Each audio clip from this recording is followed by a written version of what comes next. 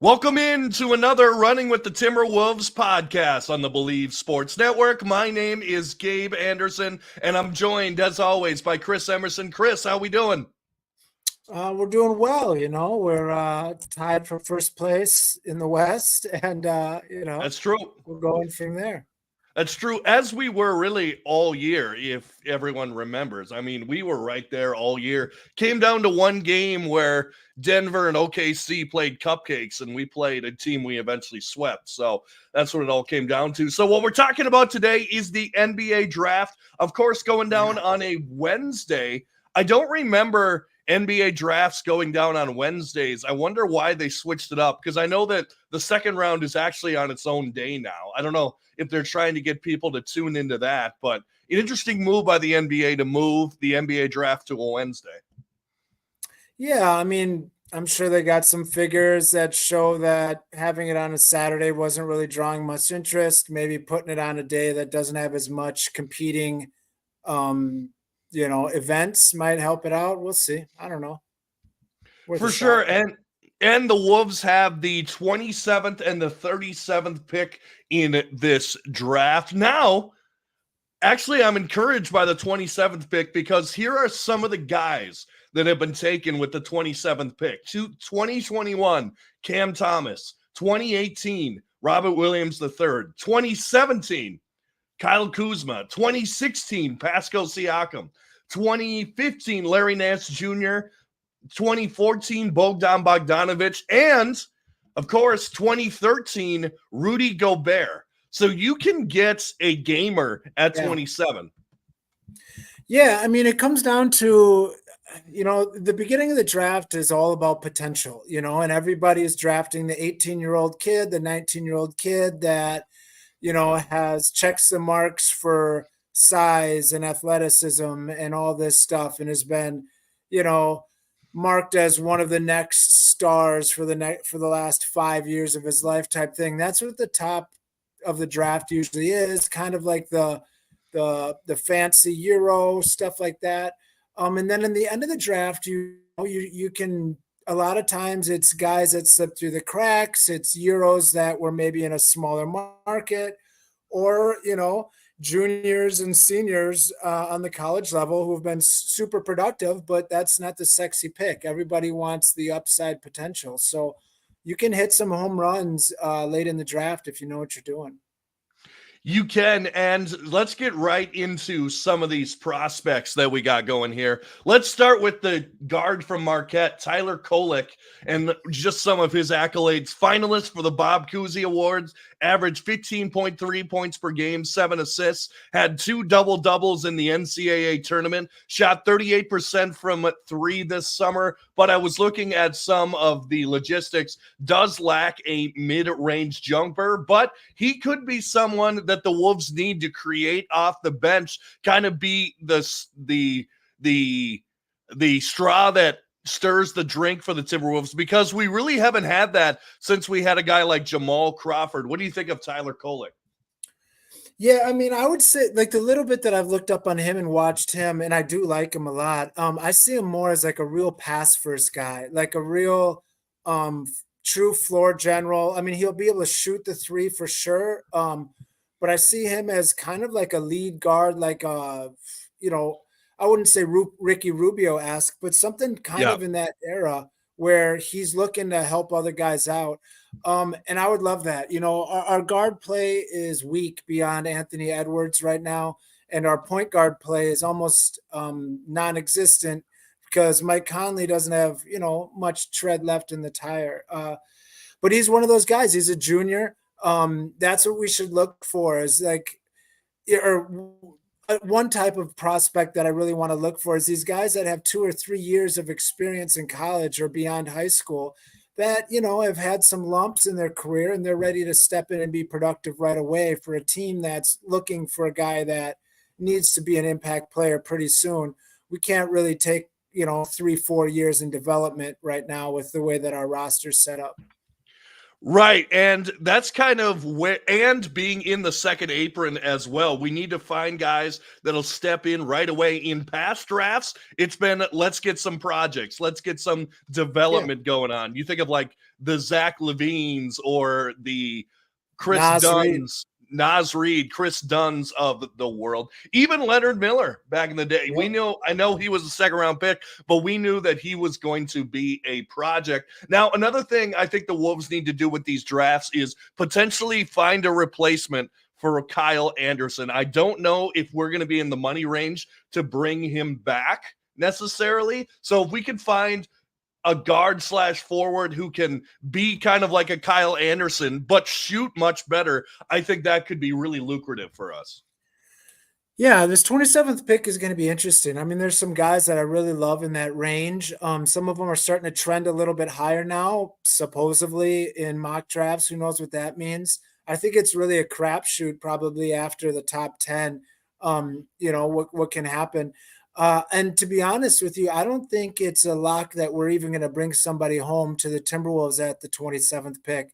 I think it's going to be, I mean, that could be just enough sweetener added to a trade package if we're moving somebody to pump up the trade package to get what we want. And still having the 37th pick, you can still bring in a guy who's pretty much in the exact same echelon of prospect, but now you can have him at a much more team-friendly contract. So, I mean, that second round pick is going to be very valuable as well. It is, but I still think that we can build some things with that 27th pick if we do end up keeping it. I'm just looking at some of the stuff from the scouting report for tylerkolek. It says deceptiveness and swiftness enables him to attack the basket. That's definitely one thing we need. A solid floor general. Some of the weaknesses for tylerkolek, and this is according to hoopshype.com, must accelerate release off the dribble to be more formidable threat, limited first step quickness, which is an issue if he's going to be kind of the scorer off the bench, and faces challenges in penetrating defenses and defending more athletic guards. So not necessarily that we need a defensive-minded player, which we don't really. We have Nickeil Alexander-Walker and Jane McDaniels, but the defense is where this could be a little bit of a negative. Also, some of his size as well. He's listed at 6'3", kind of an undersized guard. Yeah, I mean, I saw people say that he's like a Steve Nash light type guy, like a poor man Steve Nash. One guy in that same range that I'm really excited about that I would like, he's kind of the opposite, where he's not like a junior or a seasoned vet of the college ranks. He's a younger guy that kind of came into college with not much hype and really blew up his freshman year. Was the point guard out of Pittsburgh, who's Carlton Carrington. He's 6'5", 6'8" wingspan. He's a freshman. He's the kind of guy that looks like he can do a little bit of all of it. He can penetrate, he can pass, he can shoot. He's got that size. That's a guy that I'm really liking, that I really kind of fell in love with. Somebody pointed him out to me a while ago, and I'm liking him. Another guy, it's just hard to guess around the 27th range because you don't know what's going to be there. Like in the past, when we're drafting 5 or 6 or 4 or 3, you kind of have a pretty good range of what's going to happen. But, all these guys could be drafted in the lotto for all we know, or they could go in the second round. So it's kind of hard to guess who's going to be there. But that's another point guard that I'd really like to maybe take a shot at, is that Carlton Carrington guy. Yeah, I'm looking at some of the mocks for Carlton Carrington. I have it as high as 18 to the Magic, some lower as well, but that's kind of what we're looking at there. Actually, a guy that I really like, and we'll talk about him right now, Baylor Shireman from the Creighton. I forget what are the Blue Jays. Shot 39% on his career. He did work out with the Wolves. He's kind of plays a forward guard kind of thing. He is a super senior, like you were talking about, so he's probably ready to go right away. I saw a website compared him to a Sam Hauser. He has a nice mid-range game, good rebounder as well, 9 9 rebounds a game. And he could be kind of, like I said, the kind of Kyle Anderson replacement, but a better shooter version of Kyle Anderson. Yeah, I mean, I think small forward is a really big position of need for us going into this draft or going into this offseason, because we talked about this even last I think last episode is I'm not that high on Jaden McDaniels right now, but let's say he's our starter for sure, which is probably going to be the case.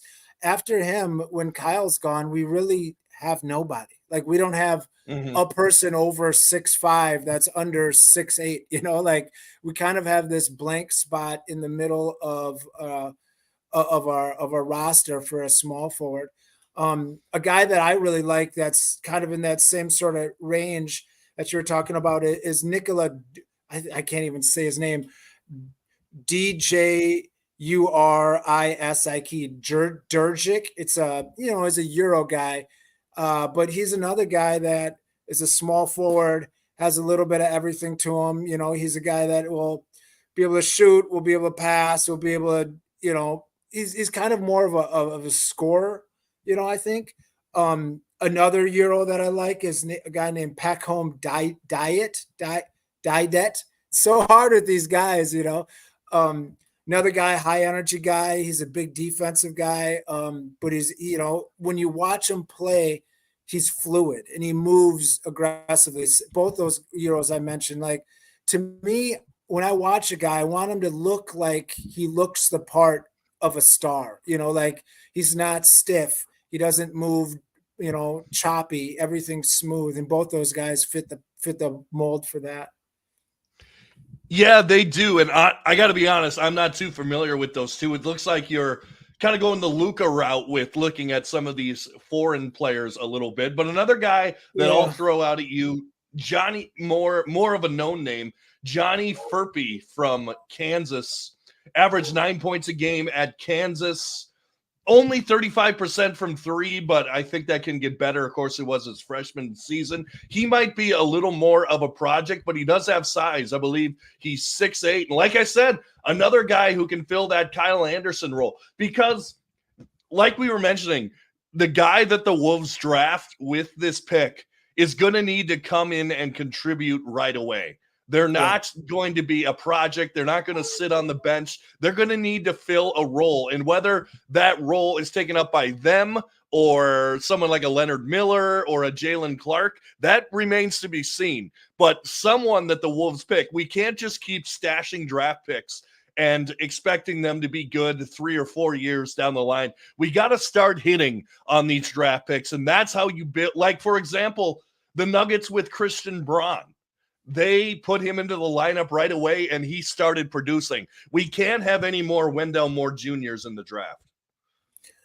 I agree 100%. And, and I think it's going to be really interesting, because I do believe that there is a over 50% chance that we're going to make a big move at the draft in a trade. And if that happens, it really kind of blows up this thing, because who knows, maybe we're getting 2 top small forwards back, or maybe we're getting, a couple of shooting guards and a point guard back or something if we move a big, and now we need a bigger guy. Like, who knows really what's going to happen. One more guy that I want to talk about before we move on from this area is Bobby Klintman. And he was a guy who played for Wake Forest for a year, and then he went overseas in the NBL. And he's another guy. He's 6'10". He's super athletic, really kind of raw abilities, maybe a little bit rawer than we need, but he's also a guy that, had first round, lottery pick upside people were talking about last year. And he didn't, kind of failed a little bit in college and then went a different route. So, in these picks in the late first and in the early second, there's guys that slip through the cracks. There's guys that were really high, sought after in high school sometimes, and just didn't have the right system for college, or like I said, went over to Europe and didn't get the press that some of the American players get. I think there's a lot of interesting people that we can look at, And one of the more interesting people, like I was saying about people who have slipped through the cracks, or maybe, was a high, high recruit but kind of fell apart, is the Kentucky guy. I'm trying to think of his name right now. I'm blanking, but it's the son of a former lottery pick. DJ, I'm trying to think of his last name. Anyways, yeah, he was a top, real high, probably a top 5 recruit last year. DJ Wagner, that's his name. Dwan Wagner's son. And he was a guy coming in to this freshman year, looked at as maybe like, one of the top 3 or 4 recruits in the entire nation. And he's that electric scorer off the bench, like the guy that will look to score every play. He's a point guard. He can pass a little, but he's definitely a scorer. Little undersized, but quick. Kind of role players that are like, okay, this guy is set in, for that Cam Thomas type role, like that sort of player. Another thing you can look for in these drafts in this spot is not a guy who's maybe going to be a complete player, but will he dominate the role that you need? And, DJ Wagner's a guy that maybe would fit that spot. Yeah, it's just looking at DJ Wagner. He's a freshman, had 9 points a game, which doesn't matter that much in college. For example, I think Karl Anthony Towns only scored 13, 14 points a game in college. Yeah. It's a completely different game. He did. The only thing that worries me, and it's on small efficiency, but he did shoot 29% from 3. But then again, so did Anthony Edwards in college. So exactly. There's that as well. 76% from the free throw line. And I'm trying to see where he's mocked. I haven't seen him in many mocks. Deep second. Second? Okay. I mean, he was a guy that was talked about as like a top 10 lock, and then he just kind of did nothing in college. But in the same sense, there's like 2 or 3 other guards that are, going to be drafted in Kentucky that were playing also. So it's kind of a lot of mouths to feed. Just one of those, sometimes you just have to take that long shot at a guy that was a high prospect. So are you thinking about him more at 37 than 27? For sure.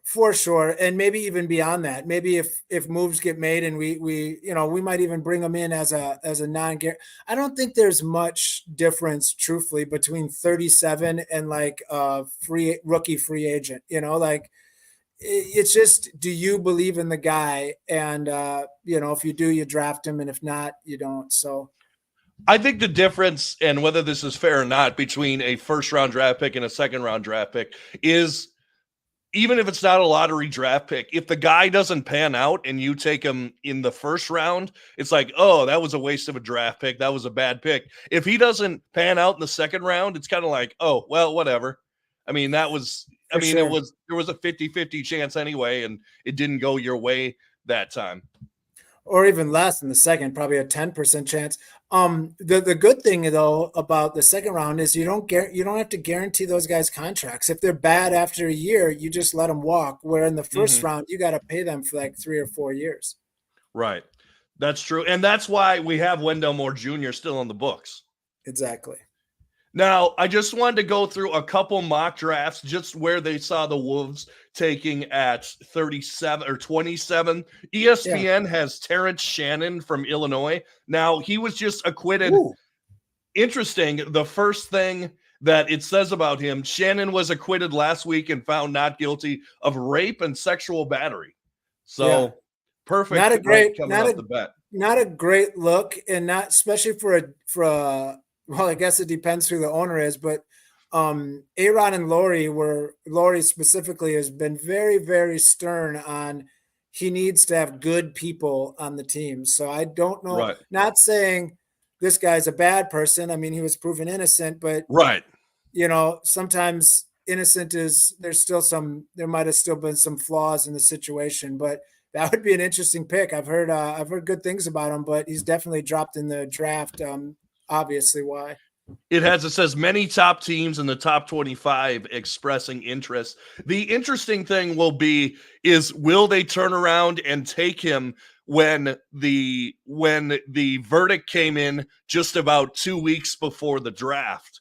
Like, were they doing their due diligence on him, not trying to waste their time thinking, oh, well, if this guy goes to jail, then obviously we're not going to take him. It would be an interesting scenario for him. The Ringer has a pick that I don't really like at all, and that's KJ Simpson from Colorado. I got to be honest, I probably watched zero Colorado basketball, probably haven't watched Colorado since who is that guard that I loved from Colorado McKinley Wright. Yeah. So I haven't watched him. He is a undersized point guard from Colorado. And basically what the Ringer says is he has shades of Fred VanVleet, which I don't know if I believe him. But honestly, I don't know if the Wolves should go point guard with the 27th pick. I really don't think so, because I honestly think that you can get just as good production from an undersized point guard like J-Mac and or Monte Morris, particularly in the first year. Now, could KJ Simpson be a better player going forward in 3-4 years down the line?